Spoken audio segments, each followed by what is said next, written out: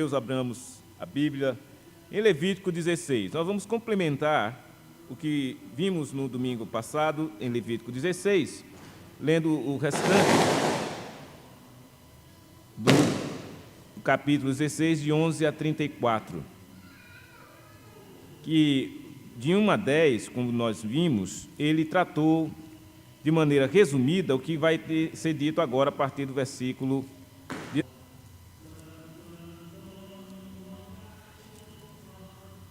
Então, no domingo passado nós estudamos sobre o dia da expiação. Esse dia da expiação, estabelecido nas Sagradas Escrituras, demonstra o cuidado de Deus, como Deus preocupou-se desde o início para que o seu povo fosse perdoado dos seus pecados, né? Que os pecados não viessem a prejudicar essa. Então,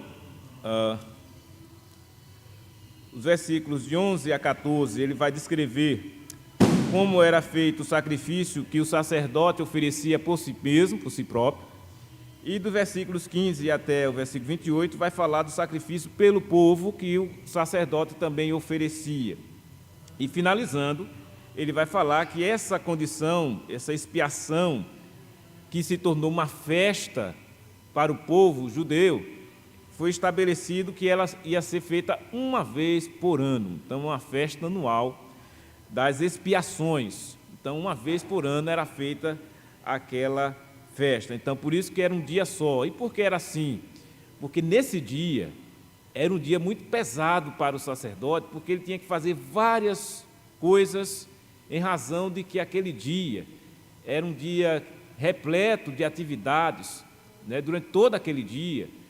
E o povo, tanto o sacerdote quanto o povo, né, eles deveriam estar como que santificando aquele dia, né? Por isso que alguns historiadores registraram que esse dia também era conhecido como o dia do jejum, ou o dia de que o povo de fato parava as suas atividades, todos os seus trabalhos, para se voltar para esse momento de arrependimento, de perdão, de confissão, na presença do Senhor. Como naquele tempo tinha toda uma cerimônia, né, que era executada com o sacrifício de animais, né, com todo um derramamento de sangue, e com a entrada do sumo sacerdote ao Santo dos Santos. Então, tudo isso era feito solenemente e apontava para o cuidado de Deus, a maneira como Deus queria que o seu povo entendesse a respeito da purificação, certo? Por isso, o tema que vamos ter nesta noite é como Deus purifica seu povo. Como Deus purifica seu povo. Então, vamos fazer a leitura do texto. Levítico 16, de 11 a 34.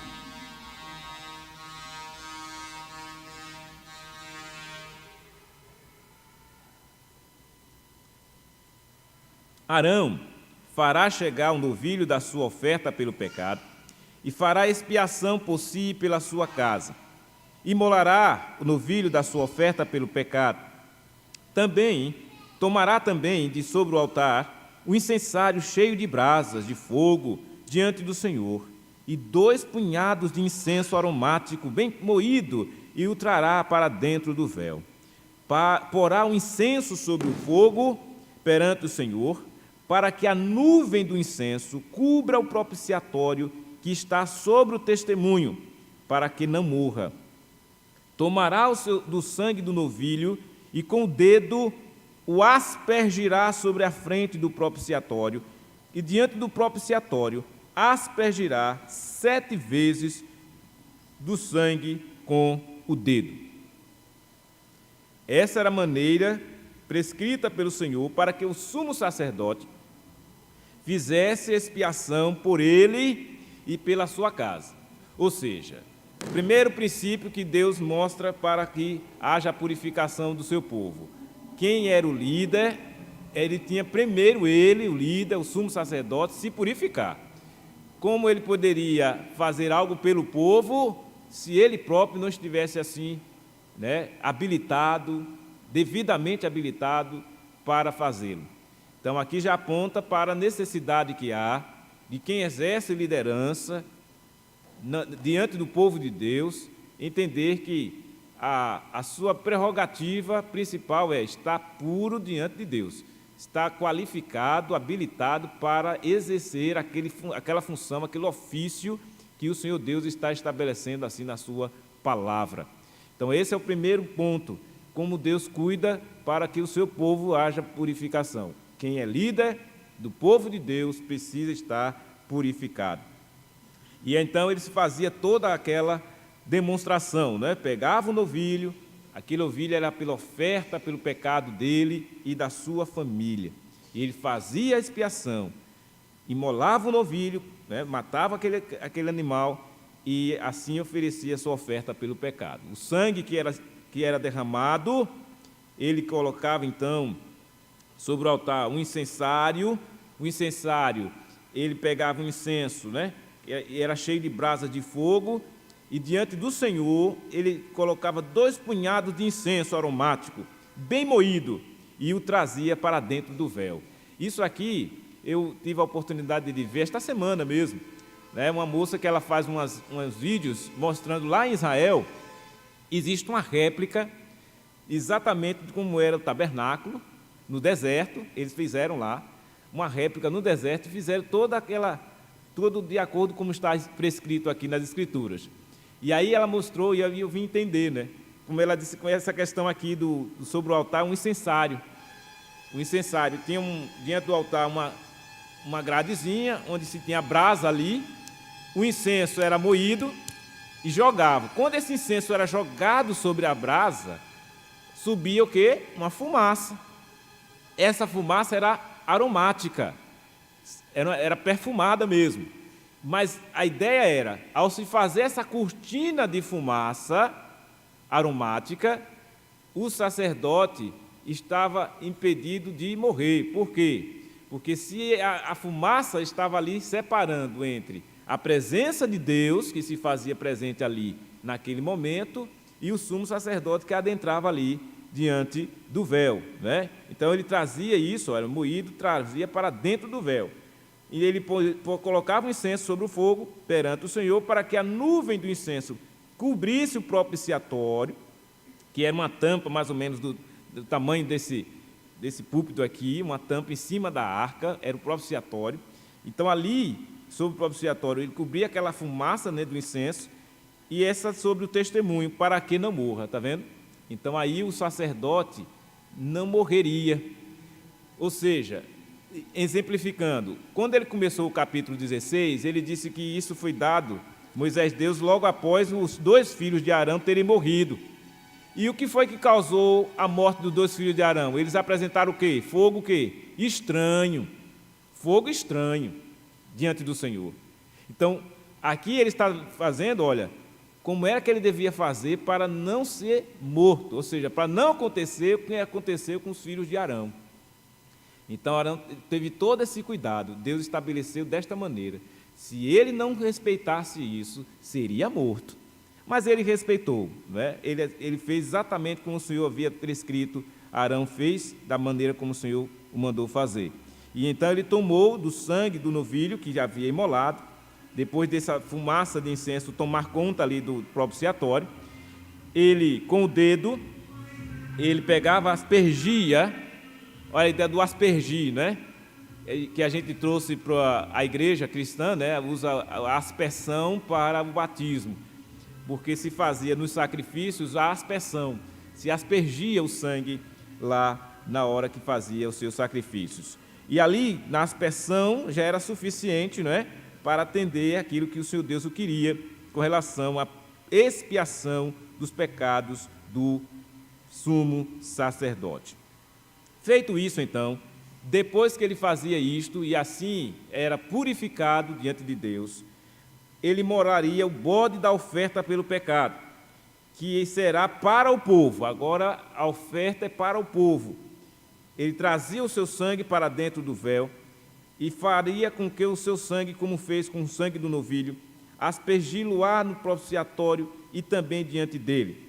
E assim fará expiação pelo santuário por causa das impurezas dos filhos de Israel, e das suas transgressões e de todos os seus pecados. Da mesma sorte, fará pela tenda da congregação que está com eles no meio das suas impurezas. Mais uma vez, como é que Deus, então, fazia para purificar o povo? Na imolação do bode, da oferta pelo pecado, ali estava sendo expiado as transgressões, todos os seus pecados, as impurezas e até o ambiente ali, o santuário, estava também sendo contemplado através daquele sacrifício. O santuário também estava sendo purificado. Por quê? Porque quem utilizava o santuário, que eram as pessoas, também eram impuras. Ou seja, o que o Levítico está mostrando aqui, na essência de todo esse processo, essa cerimônia, é que todo homem é pecador, do sumo sacerdote ao irmão mais humilde que havia no povo. Todos eram pecadores. É tanto que o sumo sacerdote tinha que também oferecer o sacrifício pelos seus pecados, ser purificado. O povo, da mesma forma. O ambiente em que o povo se reunia também, o santuário precisava de purificação.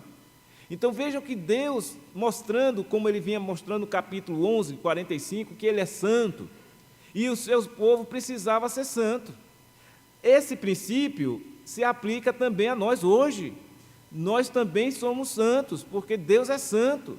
Embora não precisemos mais oferecer sacrifício algum, mas nós vamos entender por que não precisamos mais, quando chegarmos lá no final da mensagem, na aplicação.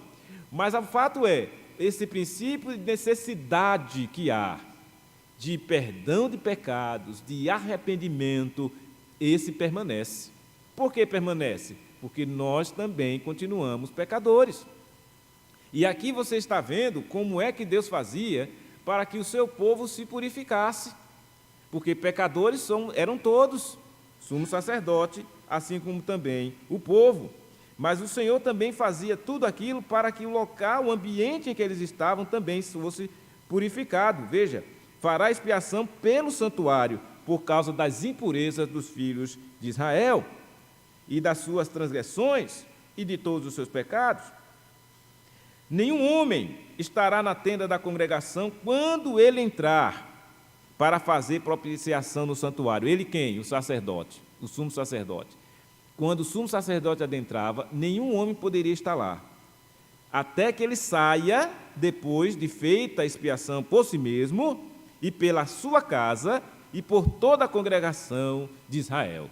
Então, somente ele, o sumo sacerdote, podia adentrar ao Santo dos Santos, ao santuário, para oferecer aquele sacrifício para a expiação do pecado do povo. E aí, então, quando ele saía de lá, sairá ao altar, que está perante o Senhor, e fará expiação por ele. Tomará do sangue do novilho e do sangue do bode, e o porá sobre os chifres do altar ao redor. Do sangue aspergirá com o dedo 7 vezes sobre o altar, e a purificará, e o santificará das impurezas dos filhos de Israel. Essa expressão 7 vezes, os irmãos sabem, esse nome é tido nas Escrituras como o número da perfeição. 7 vezes é o número da perfeição, é o número de santidade. Precisava ser 7 vezes? Deus exigia que se fosse 7 vezes. Apontava para essa ideia da perfeição. Por 7 vezes se aspergeria e, portanto, ia ser assim atendido o desejo de Deus para purificar o povo. Veja que essa mesma nomenclatura Jesus usou, quando se falava de perdão, lembra? Quantas vezes, Senhor, deve perdoar o irmão? 7 vezes? Aí Jesus, não apenas 7, mas digo 70 vezes 7. Então, essa expressão, o povo sabia que era assim. O judeu, ele tinha essa identificação, esse significado, para eles, era reconhecido. Eles entendiam essa questão do número 7, todas essas coisas que o Senhor mandava fazer, eles tinham entendimento, eles conheciam, eles sabiam. Então, para o povo de Israel, toda essa instrução dada por Deus, todo esse cuidado de Deus para que o povo se purificasse, era completamente entendível. eles compreendiam perfeitamente. Eles não achavam nada disso estranho, como nós hoje, em pleno século XXI, achamos estranho. Para nós isso aqui é inconcebível, né? É inimaginável como é que se processava, mas está aqui descrito. A palavra de Deus mostrando como é que Deus, no Antigo Testamento, tratava com relação à purificação do seu povo. Mas nós vamos entender que, apesar dessa condição que foi dada aos judeus especificamente, e não a nós cristãos hoje, mas o que importa para nós não é praticar, até mesmo porque isso seria inconcebível, né, impossível, da mesma forma que eles fizeram. Não. Inclusive, existem alguns grupos religiosos que acabam querendo misturar as coisas e acabam entrando nessa linha do judaísmo. São os verdadeiros judaizantes do século XXI.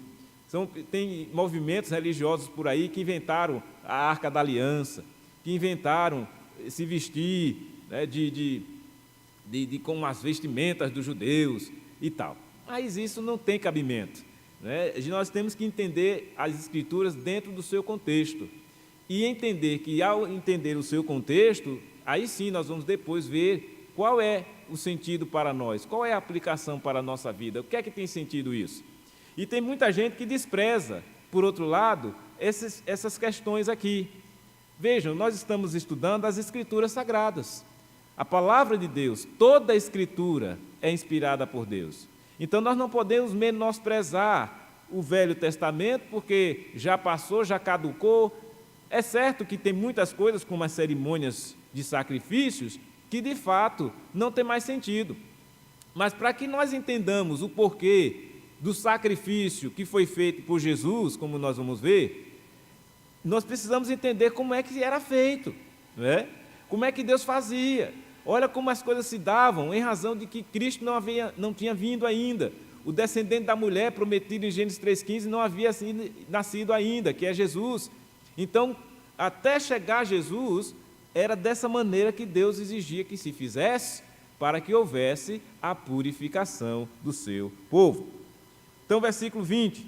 Havendo, pois, acabado de fazer expiação pelo santuário, pela tenda da congregação e pelo altar, então fará chegar o bode vivo.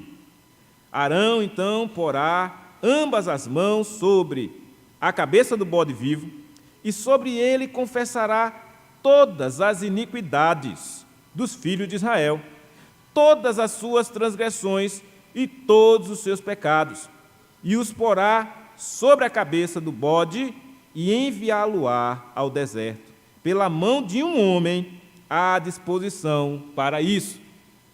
Então, um homem pegava aquele bode vivo e conduzia aquele bode até o deserto, depois que o sacerdote colocava ambas as mãos sobre a cabeça dele, e ali, diante daquele momento em que ele colocava as mãos, era um sinal de confissão, a confissão de todas as iniquidades dos filhos de Israel era feita naquele momento. Então o sacerdote, né, elevava a sua voz ao Senhor, orava e fazia aquela oração de confissão com a mão sobre a cabeça do bode. Depois disso, alguém, um homem, ele não identifica quem, mas um homem do povo, né, se responsabilizava de pegar aquele bode e levá-lo até o deserto.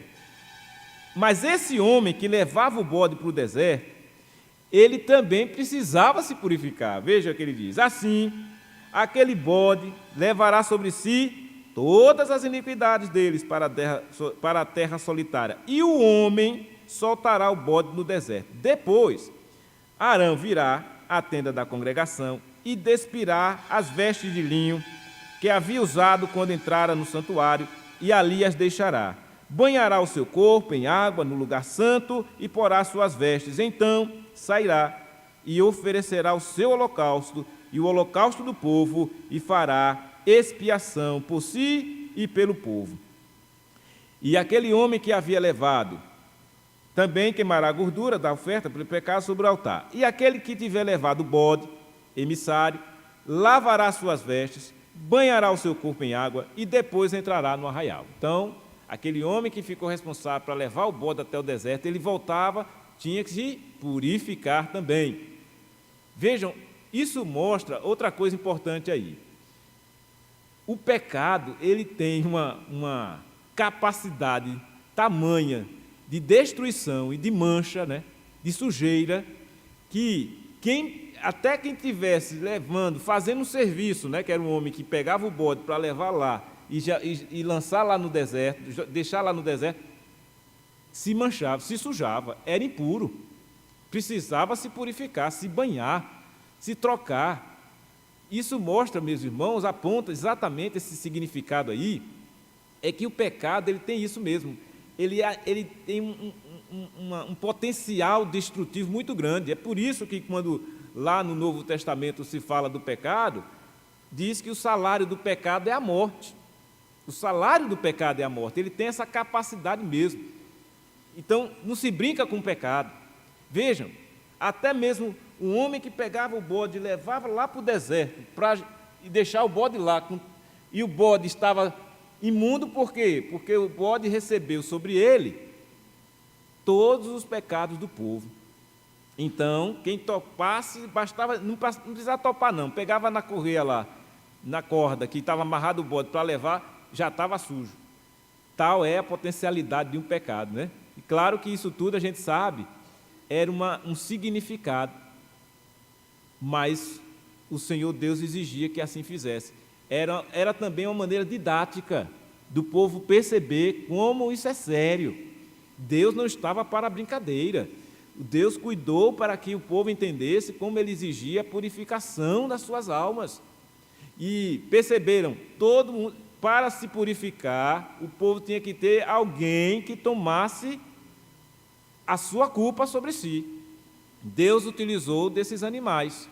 Ele tornou esses animais como se fosse o expiador, né? Por isso que chamava de bode expiatório. Esse bode emissário é também chamado de bode expiatório, lá no Êxodo. Era o bode expiatório. Por que era expiatório? Porque ele recebia a culpa sobre ele, do povo. E aí esse bode era levado para ser lançado no deserto. Mas o novilho e o bode da oferta pelo pecado, cujo sangue foi trazido, aqueles que foram sacrificados, para fazer expiação no santuário, serão levados fora do arraial. Porém, as suas peles, a sua carne e o seu excremento se queimarão. Aquele que o queimar, lavará suas vestes, banhará o seu corpo em água e depois entrará no arraial. O que significa isso? Porque quando saía-se do arraial, o arraial era um lugar, um ambiente o quê? Santo. Estava purificado.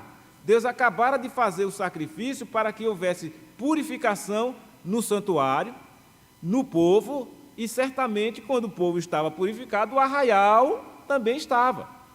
Então, quem saísse para fora do arraial estava contaminado, principalmente quem levava exatamente aquele bode que estava carregado sobre ele a culpa do povo, os pecados do povo.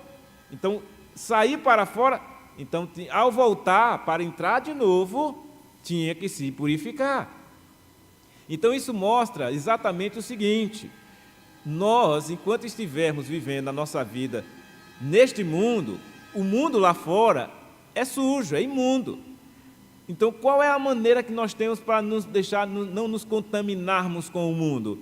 É vivermos uma vida santa, separada. É nisso que tem que haver esse entendimento. Essa separação, ela é importante. Deus assim exige, que é exatamente o sentido do santo, né? O sentido de santo aqui é de separado, de diferente. O povo de Deus era separado. As outras nações circunvizinhas do povo de Deus eram nações imundas, porque o povo era imundo. O povo vivia na prática de pecado, o povo vivia fazendo coisas absurdas. O povo não adorava a Deus, quem não era do povo de Deus.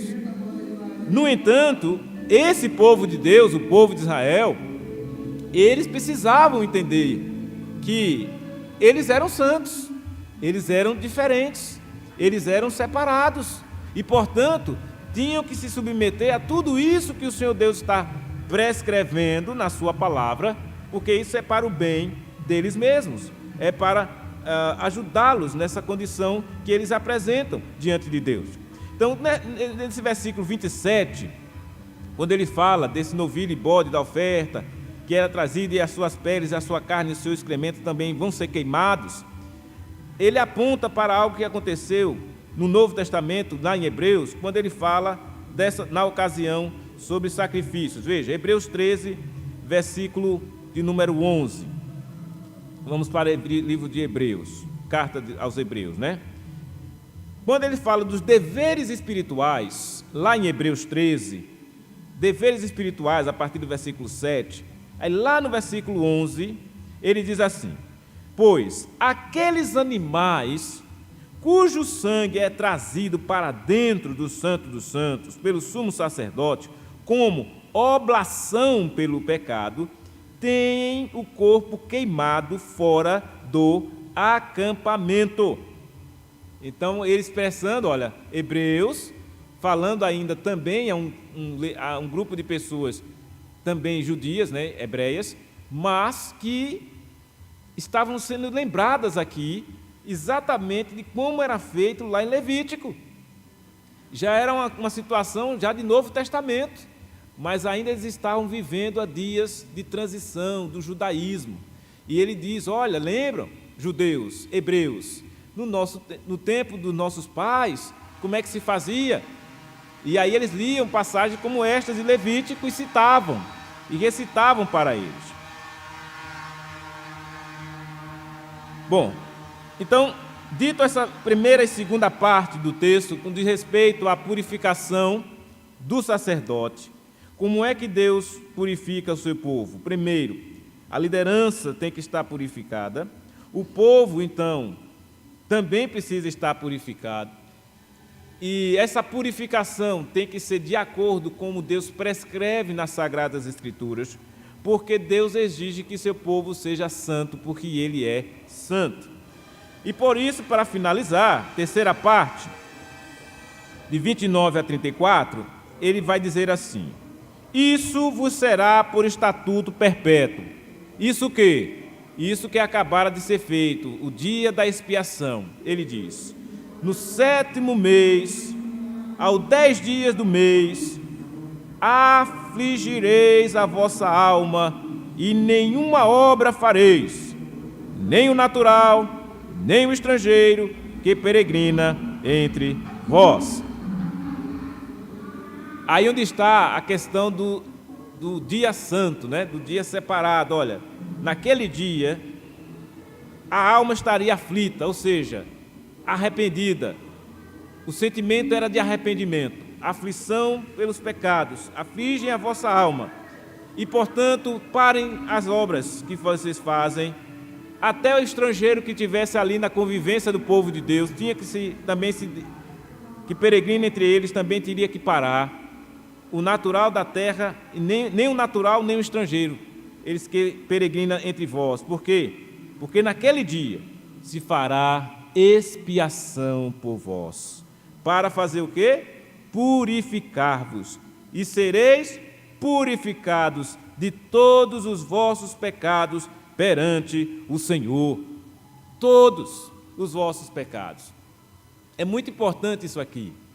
Deus estabeleceu como um estatuto perpétuo, ou seja, durante todo aquele período em que o povo estivesse ali, como povo no deserto, depois indo para a terra prometida, e eles fossem comemorar anualmente esse dia, tinham que fazer tudo isso, parar tudo.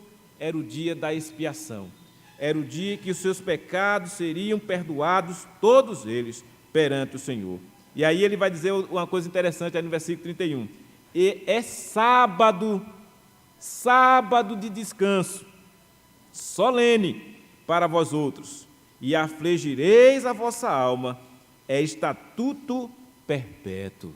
Olha aí a expressão do sábado vinculada a descanso, que é exatamente o que a gente sempre quis mostrar, e as pessoas gostam de ficar apegadas a isso, né? Inclusive tem uma religião toda em cima dessa questão do sábado, quando na verdade o princípio é simples.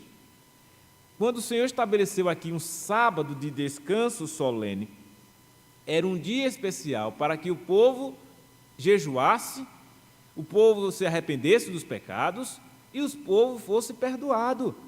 Então é o dia da santificação. Era um dia que o povo ia se purificar diante de Deus. Então, naquele tempo, era feito dessa maneira, como Deus estabeleceu para aquele povo.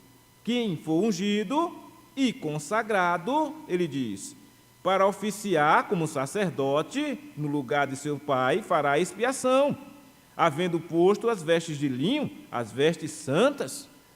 Então, o sacerdote que tinha recebido o ofício tinha que estar lá, ungido, consagrado para oficiar. Se vestia adequadamente, não era qualquer veste, eram as vestes de linho, as vestes santas. Haviam as vestes adequadas para aquele momento. Fará expiação pelo santuário, pela tenda da congregação e pelo altar. Também a fará pelos sacerdotes e por todo o povo da congregação. Isto vos será por estatuto perpétuo, para fazer expiação uma vez por ano pelos filhos de Israel, por causa dos seus pecados. E fez Arão como o Senhor ordenara a Moisés. Agora, meus irmãos, vejamos que coisa espetacular aconteceu conosco. Isso aqui era feito uma vez por ano. E a gente poderia, se alguém quisesse adequar hoje, então, pastor, vamos passar o ano todo vivendo a vida toda errada e depois, no final do ano, a gente faz aquele culto de santificação? Não. Para nós não é assim. Para aquele povo precisava Deus estabelecer este dia de santidade, esse dia de expiação, de pecados. Mas o que aconteceu de diferente para conosco? Vamos para Hebreus 7. Hebreus 7, versículo 25 a 27. O sacerdócio de Cristo é superior ao levítico, Hebreus 7, de 4 a 10. O sacerdócio levítico teve fim, mas o de Cristo é eterno, né? E o Cristo, sacerdote único e perfeito. Essa terceira parte de Hebreus 7 é que nós vamos ler a partir do 20, veja. E visto que não é sem prestar juramento, porque aqueles sem juramento são feitos sacerdotes, mas este com juramento por aquele que disse, o Senhor jurou e não se arrependerá, tu és sacerdote para sempre. Por isso mesmo, Jesus se tem tornado fiador de superior aliança. Ora, aqueles são feitos sacerdotes em maior número, porque são impedidos pela morte de continuar. Os sacerdotes do Antigo Testamento eram feitos em maior número. Por quê? Porque os sacerdotes morriam, então eles não permaneciam, tinham que estar sempre trocando. Este, no entanto, porque continua para sempre, tem o seu sacerdócio imutável. O sacerdócio de Cristo é imutável. Por quê? Por isso também pode salvar totalmente os que por ele se chegam a Deus, vivendo sempre para interceder por eles. Olha que beleza o Evangelho tem. Jesus, o sacerdote eterno, imutável, esse pode salvar totalmente. Os sacerdotes do Antigo Testamento não tinham essa prerrogativa, esse princípio. Eles faziam exatamente como Moisés ordenara, como o Senhor ordenara, mas lembrem, eles também precisavam fazer algo por si mesmos. Eles precisavam oferecer o sacrifício por eles. Mas esse sacerdócio, que é Cristo, ele é imutável, ele pode salvar totalmente.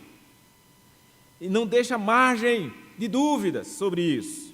Com efeito, nos convinha um sumo sacerdote como este, santo, inculpável, sem mácula, separado dos pecadores e feito mais alto do que os céus, que não tem necessidade, como os sumos sacerdotes, de oferecer todos os dias sacrifícios.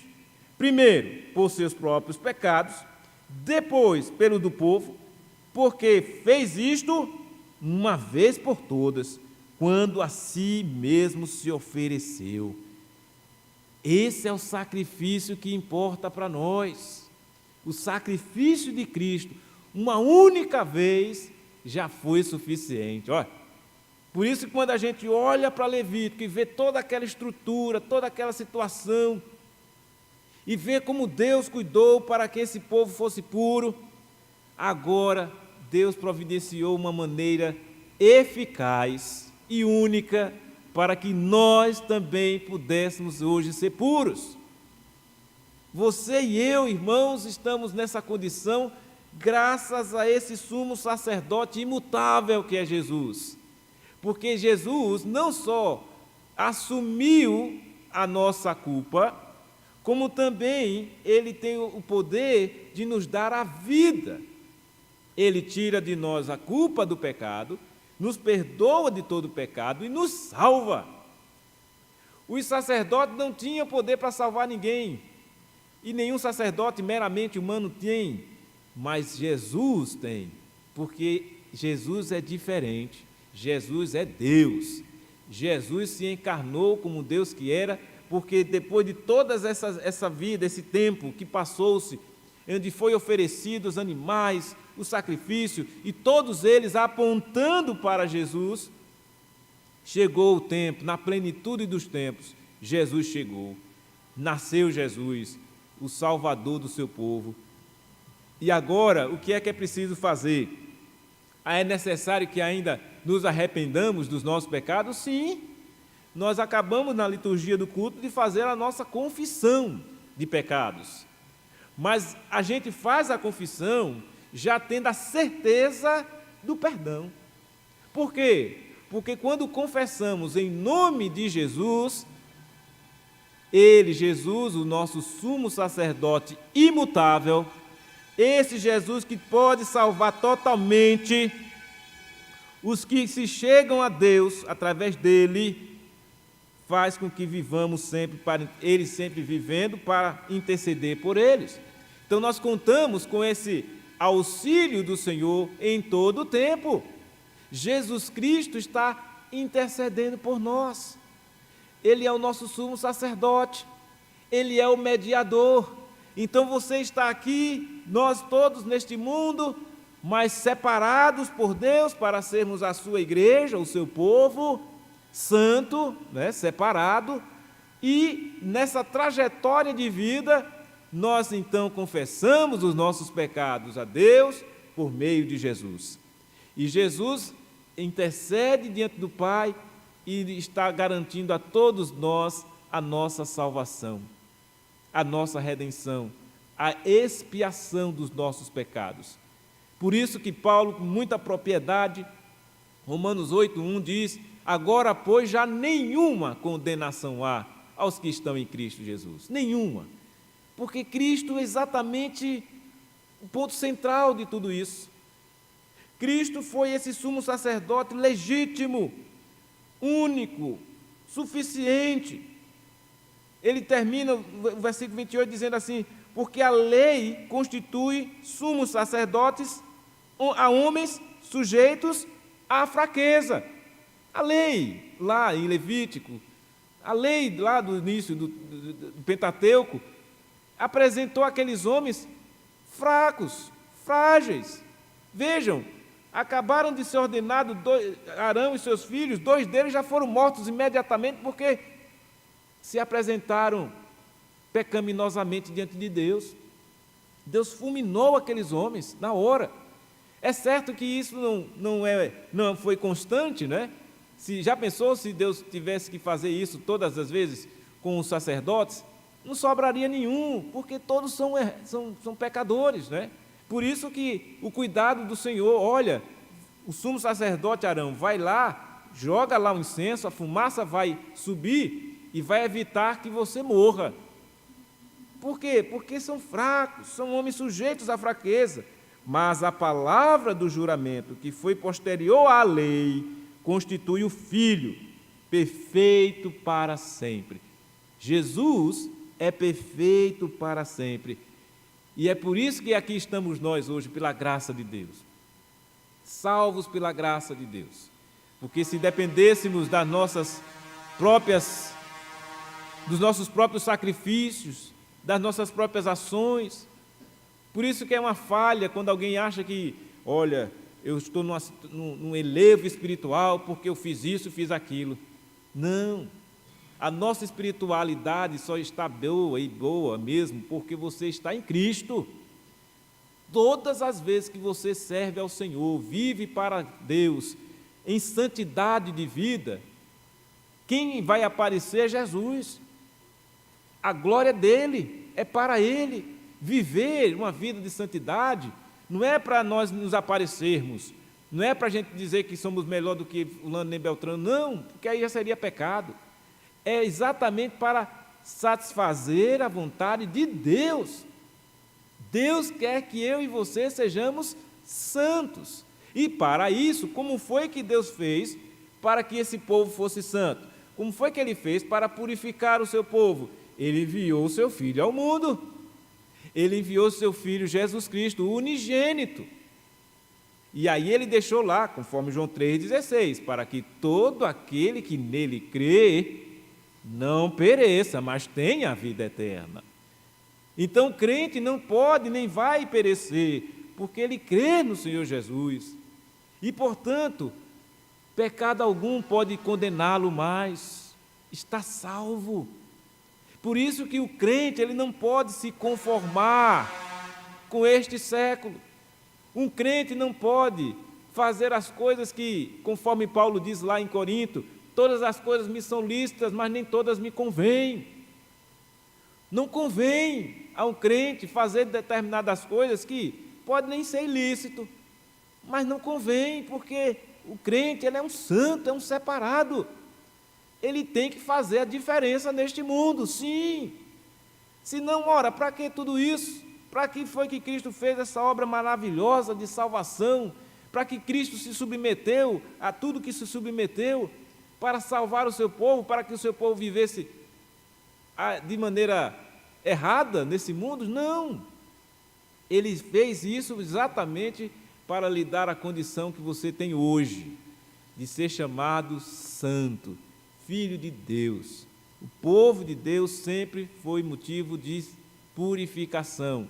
O Senhor Deus sempre providenciou isso.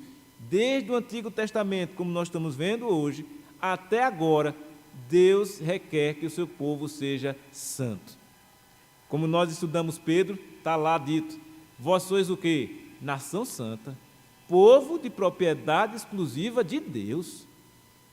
Meus irmãos, isso por si só já deve nos fazer entender e pensar como é que nós estamos levando a nossa vida. É muito importante que nós estejamos inteirados disso. Quão maravilhoso é o Senhor Deus ter nos dado a graça de sermos chamados seus filhos, de sermos identificados como igreja do Senhor Jesus. E você aprendendo estas coisas, ouvindo estas coisas, alimentando as suas almas com estas coisas, você vai permanecer firme e Deus vai lhe abençoar grandemente. E você vai estar feliz em estar servindo ao Senhor, porque Ele tem feito maravilhas em prol do seu povo.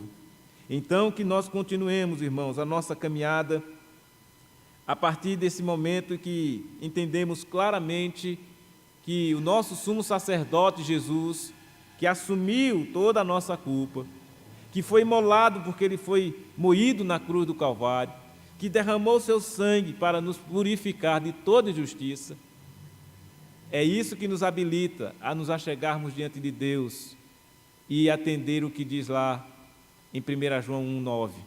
Se confessarmos os nossos pecados, Ele é fiel e justo para nos perdoar os pecados e nos purificar de toda injustiça. O Senhor nos purifica de toda injustiça. E essa purificação é dada pelo quê? Pelo seu sangue que foi derramado na cruz. Por isso que Martinho Lutero, grande reformador, ele esboçando a respeito da justificação, ele disse: alguém questionou, como é isso, Martinho? Ele disse, a justificação, entenda, é mais ou menos assim, é como se Deus olhasse para você e visse em você o sangue de Cristo sobre você. E quando ele olha para o sangue de Cristo sobre você, ele vê a purificação. Por isso que você é justo pela fé e não por obras. Entendem? É justo pela fé. Quando você tem essa fé em Jesus, é isso que lhe habilita a ser purificado diante de Deus. Porque aí você se identifica com a obra que Cristo fez. Ele fez para que você fosse purificado. Entendam isso. Então não fiquem, às vezes as pessoas ficam com medo de afirmar isso. Às vezes é crente e tudo, mas fica com medo de afirmar que está santo, que está purificado. Mas isso eu entendo, porque é aquela luta que há, porque a gente sabe que ainda não estamos perfeitamente purificados, ainda sofremos com a condição de que somos pecadores, caídos aqui nesse mundo. Mas não esqueçam, irmãos, que uma obra foi feita para que você não continuasse a vida de pecado, para que você não continuasse tendo que oferecer sacrifícios de animais. Não, agora não precisa mais, mas é preciso viver uma vida digna da condição que Deus lhe deu.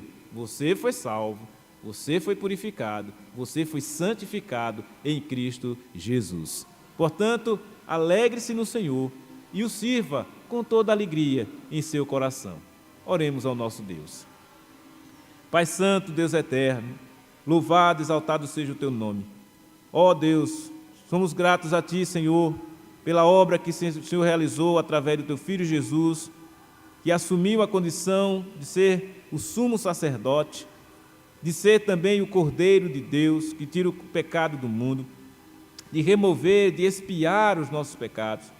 Ó Deus, muito obrigado por tão grande bênção, e que, conscientes dessa bênção que o Senhor nos deu, possamos vivê-la, ó Deus, intensamente. Nos livra, Senhor, de todos esses males que tenazmente nos assedia. Nos conceda, ó Deus, uma vida digna dessa condição que o Senhor fez por nós, de nos tornar santos, nos tornar seus filhos, filhos e filhas do Senhor. E estende, ó Deus, desta graça maravilhosa na vida de tantas outras pessoas que precisam desta salvação, e que o Senhor certamente as conhece, o Senhor sabe quem o Senhor há de alcançar para continuar a viver uma vida digna desta vocação que o Senhor fez.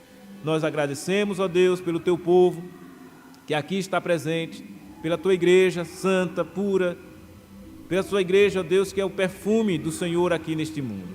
É o que pedimos assim, ó Deus, no nome santo de Jesus, Senhor e Salvador nosso. Amém.